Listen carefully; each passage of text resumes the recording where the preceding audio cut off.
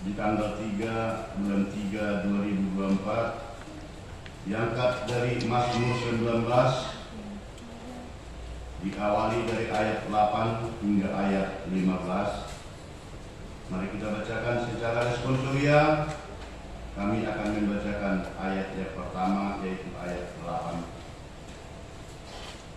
Taurat Tuhan itu sempurna, menyegarkan jiwa. Peraturan Tuhan itu teguh, memberikan hikmat kepada orang yang tak berpengalaman. Titah Tuhan itu tepat, menyejukkan hati. Perintah Tuhan itu murni, membuat mata bercahaya. Takut akan Tuhan itu suci, tetap ada untuk selamanya. Hukum-hukum Tuhan itu benar, adil semuanya. Lebih indah daripada emas, bahkan daripada banyak emas tua, dan lebih manis daripada madu, bahkan daripada madu tetesan dan sarang lebah. Lagi pula hamba-Mu diperingatkan oleh semua itu, dan orang yang berpegang padanya mendapat upah yang besar. Siapakah yang dapat mengetahui kesesatan? Bebaskanlah aku dari apa yang tidak Kau sadari. Lindungilah hamba-Mu juga terhadap orang yang kurang ajar. Janganlah mereka menguasai aku, maka aku menjadi tak bercela dan bebas dari pelanggaran besar. Mudah-mudahan Engkau berkenan akan ucapan mulutku dan renungan hatiku ya Tuhan, gunung batuku dan penebusku. Demikian firman Tuhan, kita nyanyikan firman-Mu menjadi terang.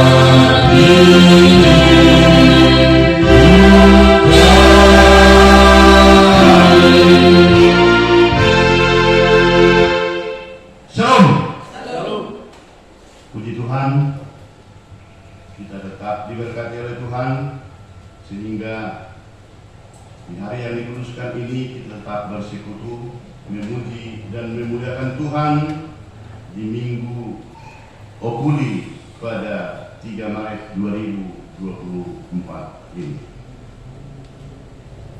Saya yakin untuk Bapak Ibu dan Bunda-Mudi yang gereja di hari Minggu yang lewat masih ingat yang menjadi ilustrasi atau kisah yang terjadi terhadap kaum ibu yang mengikuti kontes marnapuran atau makan sirih di Sumatera Utara. Kalau hari Minggu yang lewat cerita daripada ibu-ibu, hari ini juga tetap ada cerita atau kisah dari seorang ibu yang sudah dikategorikan berumur lanjut. Ceritanya seperti ini. Seorang ibu yang sudah berumur atau berusia lebih 80 tahun di suatu desa sangat dikagumi oleh masyarakat yang tinggal di tempat tersebut. Seturut dengan usianya yang sudah lanjut, maka dia ditemani oleh seorang cucunya yang masih posisi bersekolah di SD. Mengapa ibu yang tua ini, yang sudah berumur di atas 80 tahun ini, disaluti atau dikagumi oleh warga desa tersebut? Karena ibu yang sudah tua ini tetap mengikuti ibadah di setiap hari Minggu. Ibu ini tidak pernah telat ataupun tidak pernah absen dalam mengikuti pertanyaan. Dan bahkan di rumah ibu ini selalu membaca firman Tuhan melalui Alkitab atau Bible yang ada di rumah. Belum seperti sekarang orang membaca firman Tuhan melalui HP atau melalui internet dan berbagai macam ragam. Tetapi kalau ibu yang satu ini tetap setiap harinya memberikan waktunya untuk membaca firman Tuhan. Apa yang terjadi Bapak Ibu yang dikasihi oleh Tuhan? Cucunya yang menemani ibu ini pas mau pergi beribadah ke gereja, karena mereka bukan seperti kita datang ke gereja beribadah naik sepeda motor atau naik mobil, tetapi mereka di perkampungan adalah jalan kaki. Contoh perjalanan mereka dari gereja kita ini sampai ke simpang penerangan sana. Maka cucunya inilah yang memegang tangannya, karena orang tua ini juga jalannya sudah hampir bungkuk. Di perjalanan Bapak Ibu, apa kata si cucunya ini? Nek, tidak usah lagi lah harus tiap minggu nenek ibadah. Tidak usah lagi lah setiap hari Rabu nenek harus pergi ke gereja. Kenapa rupanya cucu? Begitu kata opung yang sudah tua ini. Karena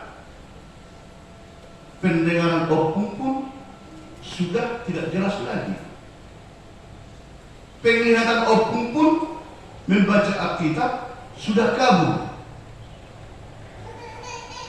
Pandangan opung pun ke depan sudah rada-rada kabur. Jadi usah lagi lah setiap hari Minggu.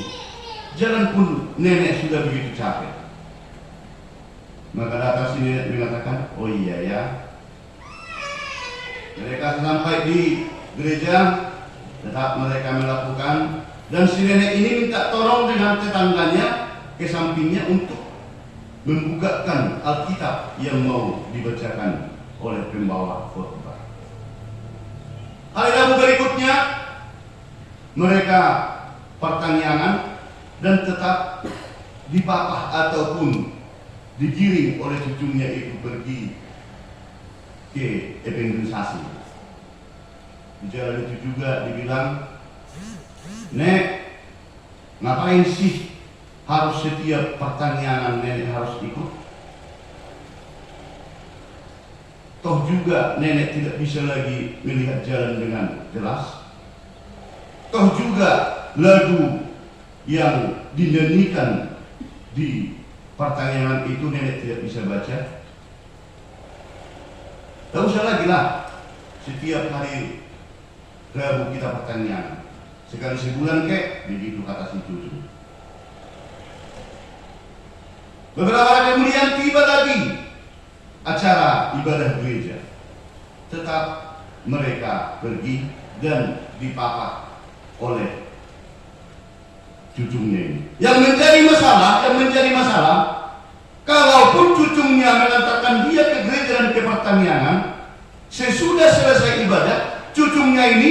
tidak mau ikut ibadah dan tidak mau ikut pertanyaan, tetapi menunggu di simpang sambil ngobrol dengan teman-teman. Hari Rabunya kemudian, Nek, nanti pertanyaan. Saya kira tidak ada gunanya lagi nenek harus pergi kita, apalagi ini agak hujan. Nanti tergelincir kakiku. Dan kutanya dulu nenek, apa sih gunanya? Apa sih untungnya? Harus selalu pergi ibadah, harus selalu pergi ke gereja. Apa sih gunanya? Tidak usah lagi lah. Oh begitu ya nak, begitu ya cucu. Beginilah dulu, bisa opung atau nenek minta tolong, bisa. Yang penting nenek tidak usah harus saya antar terus ke gereja dan ke pertanyaan. Kenapa Pak nenek? Kemarin kan itu kandang ayam itu lagi dibersihkan dan sudah diambil dari situ komposnya. Ambil dulu karung itu, pergi dulu ke pancuran itu. Kalau di kampung biasanya rata-rata setiap kampung ada tempat mandi dan airnya langsung berbentuk pancur kalau di kampung. Maksudnya gimana nek? Kau bawa karung ini, isi dia penuh di pancuran yang ada di tempat mandi orang satu kampung ini. Oh ya nek, maka cucungnya pun pergi dan diambil karung itu tadi. Kalau kita ingat, kalau di kampung biasanya karung ras adalah yang kebanyakan dulu itu yang karung 50 kilo. Belum seperti wadah atau tempat beras sekarang, ada yang 5 kilo atau 10 kilo atau 20 kilo yang bentuknya dari plastik. Kalau ini memang betul-betul dia dari karung yang 20 kilo. Isi dia di tempat pancuran itu. Kalau sudah penuh, tolong bawa air yang di karung itu nanti ke sini ya. Berlari dengan semangatnya cucunya, dibawa karung ini dan langsung disuduhkan di air yang mengalir itu tadi, pancuran di tempat masyarakat mandi di kampung itu. Begitu penuh, maka cucunya langsung menaikkan ke pundaknya dan dia pun berlari membawa karung yang berisi air itu tadi.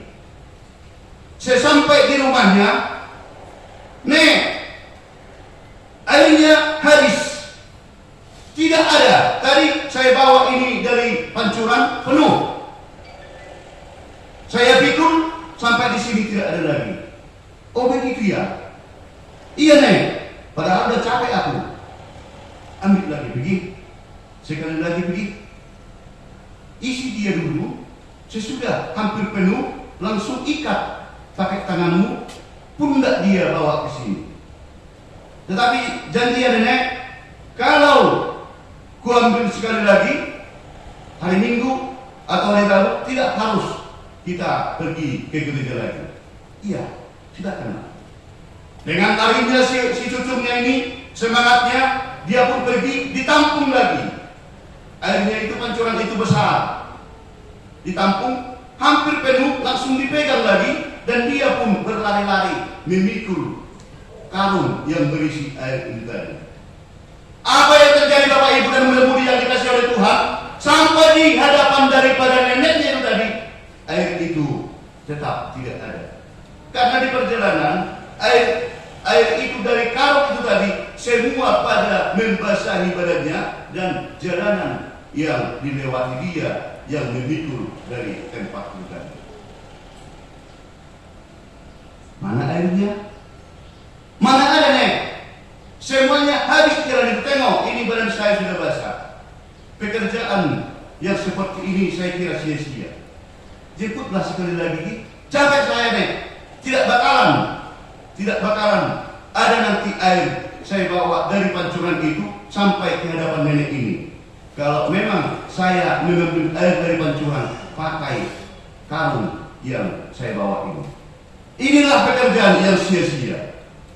Oh begitu ya, jadi gak mau lagi kau menjemput satu kali lagi. Gak mau lagi saya nek, sia-sia pekerjaan itu.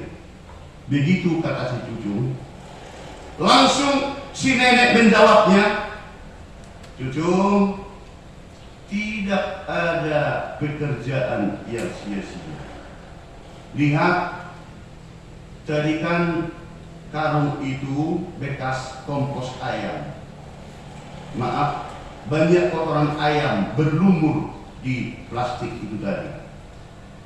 Lihat, sekarang sesudah kau mengisi air dari pancuran itu, lihatlah timbal baliknya, karung itu sudah bersihkan, sudah terbuang semua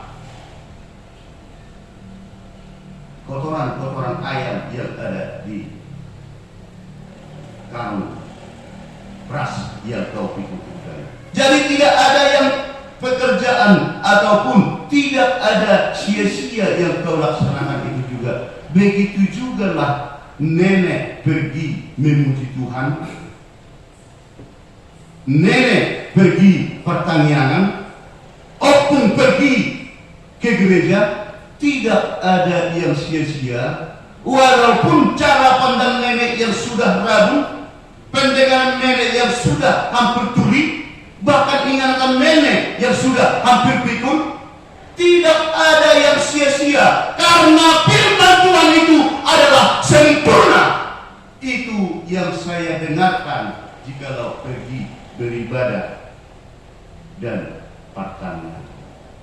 Dan itulah Bapak Ibu yang menjadi cerita atau ilustrasi seturut dengan tema ibadat kita pada minggu ini.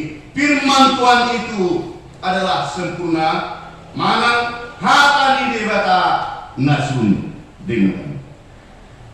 Bapak Ibu yang dikasihi oleh Tuhan, mengapa dikatakan firman Tuhan itu adalah sempurna?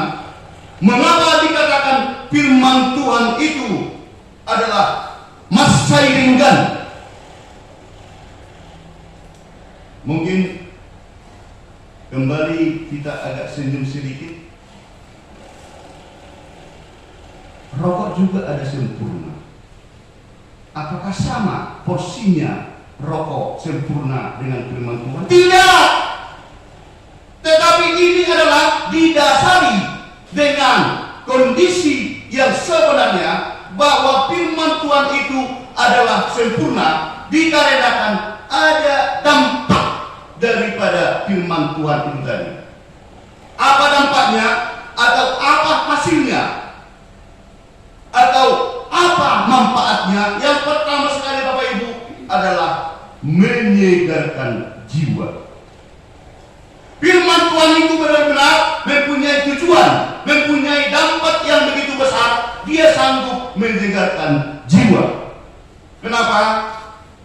Tidak bisa dipungkiri Bapak Ibu yang dikasihi oleh Tuhan, tidak bisa kita berbohong di dalam menjalani perjalanan hidup yang begitu keras, menjalani perjalanan hidup yang begitu banyak pergumulan, menjalani hidup yang begitu banyak problem ini.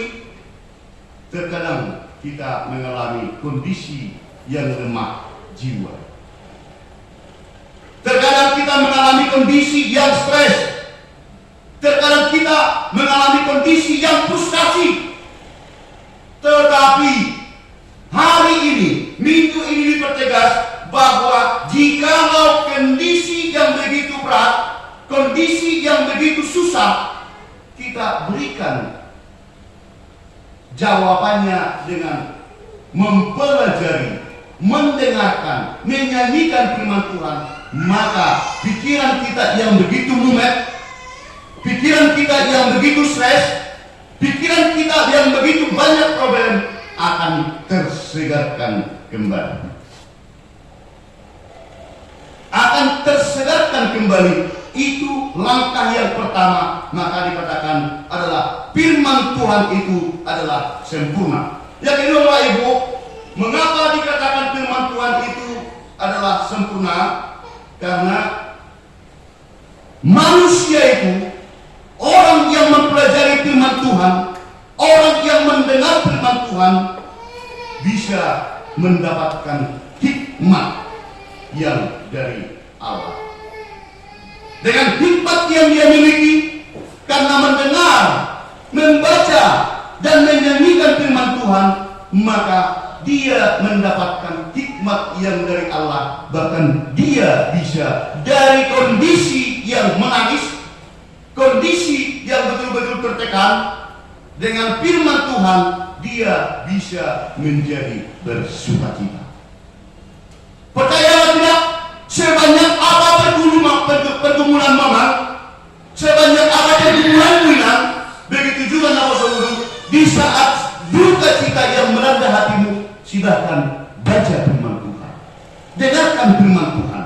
Anda atau kita semuanya akan mendapatkan hikmat yang dari Allah untuk keluar dari kesulitan itu, untuk keluar dari kesedihan itu menjadi sukacita yang penuh hikmat yang dari Allah. Itu yang kedua, Bapak Ibu yang dikasihi oleh Tuhan. Yang ketiga, mengapa dikatakan firman Tuhan itu adalah sempurna? Jawabnya, firman Tuhan itu adalah sempurna bisa dengan mempelajari, mendengarkan, menyanyikan firman Tuhan itu tadi, bisa menjadi memperjelas penglihatan. Memperjelas penglihatan. Maka dikatakan hatami gade palito dina hodom, hal itu tidak bisa dipungkiri. Mungkin seturut dengan usia, seturut dengan kegiatan, bisa saja kita membaca yang di dinding saja agak kabur. Bisa saja kita menonton TV sudah berkunang-kunang. Tetapi kalau kita yakini bahwa firman Tuhan itu bisa menjadi memperjelas penglihatan, mari buktikan Bapak Ibu. Silakan tetap merangkul ataupun meyakini bahwa firman Tuhan itu adalah sempurna. Dia bisa betul-betul memperjelas penglihatan. Itu yang ketiga. Yang keempat, firman Tuhan itu mengapa dikatakan sempurna? Mengapa firman Tuhan itu dikatakan sempurna? Karena seperti yang sudah kita bacakan itu tadi, bahwa firman Tuhan itu lebih mahal, lebih berharga dari emas.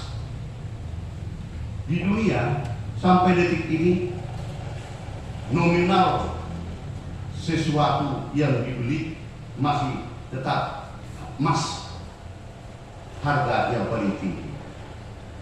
Maka dikatakan lebih berharga dari emas.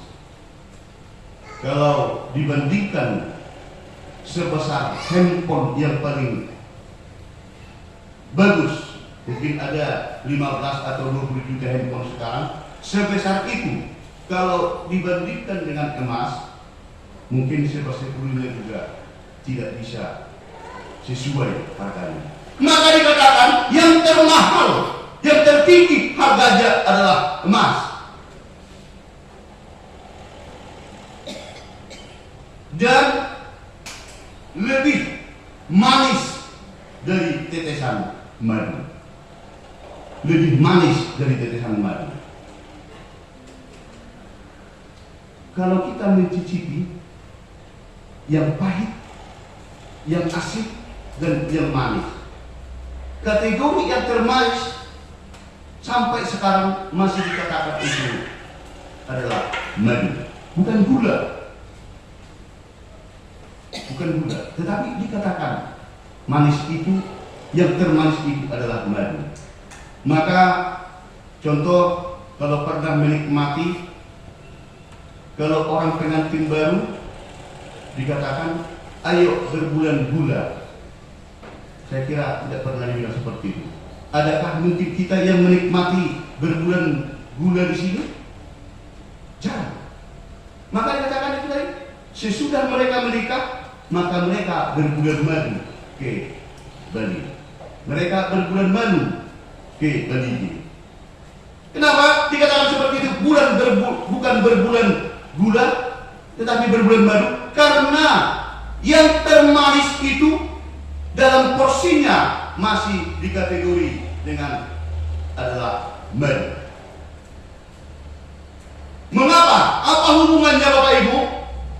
Bahwa dikatakan tadi lebih mahal dari emas murni dan lebih manis dari madu.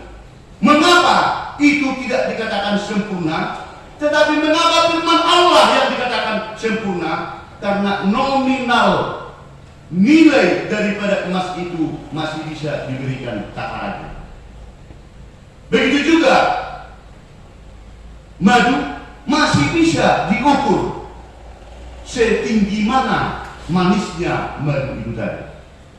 Sementara kalau firman Tuhan tidak bisa diukur oleh siapapun selain daripada Allah yang bisa mengukur firman Allah tersebut. Itu dasarnya maka dikatakan firman Allah itu adalah sempurna. Maka dikatakan di Hebrew 4 ayat 12, dikatakan di Psalmen 119 ayat 105, hatamido suru-suru dinaholong, merupakan suatu pengukuhan bahwa firman Allah itu adalah sempurna. Dan dikatakan bahwa firman Allah itu adalah betul-betul seperti madu yang dikatakan di ayat 119 ayat 19.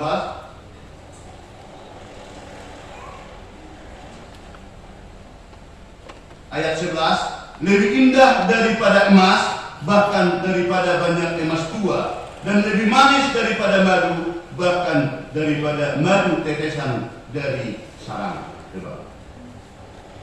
Bahwa lebah dan emas masih bisa diberikan takarannya, tetapi firman Allah tak siapapun selain Allah sendiri yang bisa memberikan nominal daripada mahalnya firman Allah tadi dan manisnya firman Allah itu tadi. Yang kelima, dengan dasar bahwa firman Allah itu adalah sempurna. Mengapa? Karena jikalau kita tetap mendengar, membaca, menyanyikan, mensuarakan firman Tuhan, maka bisa menjadi suatu pembelajaran yang sangat berharga. Dengan pembelajaran yang begitu berharga, bahwa kita dipersenjatai oleh Allah melalui firman-Nya, bahwa kita bisa memberikan suatu pembelajaran terhadap siapapun yang kita kasihi, terhadap siapapun yang kita inginkan untuk merubah dari kesalahannya yang terjadi. Yang tidak diketahui orang, bersama dengan firman Allah bisa kita berikan pembelajaran. Maka dikatakan firman Allah itu adalah sempurna. Dengan adanya itu tadi firman Allah, apapun yang terjadi, apapun situasi yang berjalan, yakin dan percaya bahwa kita akan mendapatkan upah yang dari Allah jikalau firman Tuhan itu kita terima menjadi suatu kehidupan. Firman Tuhan itu menjadi suatu makanan yang menghidupkan terhadap waktu yang Tuhan berikan kepada kita. Sehingga dikatakan di Lukas 11 ayat 28, mertua mahalak nama begi hatani debata jada nau persa. Dengan adanya kesempurnaan firman Allah yang tadi, jikalau orang mau mendengarkan, jikalau orang mau melaksanakan firman Tuhan yang sudah diketahui, maka dia dikategorikan orang yang mertua. Maka Bapak Ibu, seorang ibu tua itu tadi mengatakan, jangan katakan ada yang sia-sia Karena firman Allah itu adalah sempurna. Karena firman Allah itu merupakan suatu hal menjadi penerang dalam hidup saya. Firman Allah itu adalah suatu kekuatan bagi saya. Pertanyaan, oh itu menjadi dasar kesempurnaan.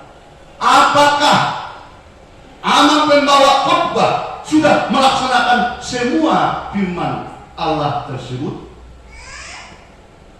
Hari ini, kemarin, tahun yang lewat, berapa puluh tahun yang lewat, kita sudah sama-sama mendengarkan Bapak Ibu bahwa firman Tuhan itu adalah tajam seperti pedang berbulu bermata dua.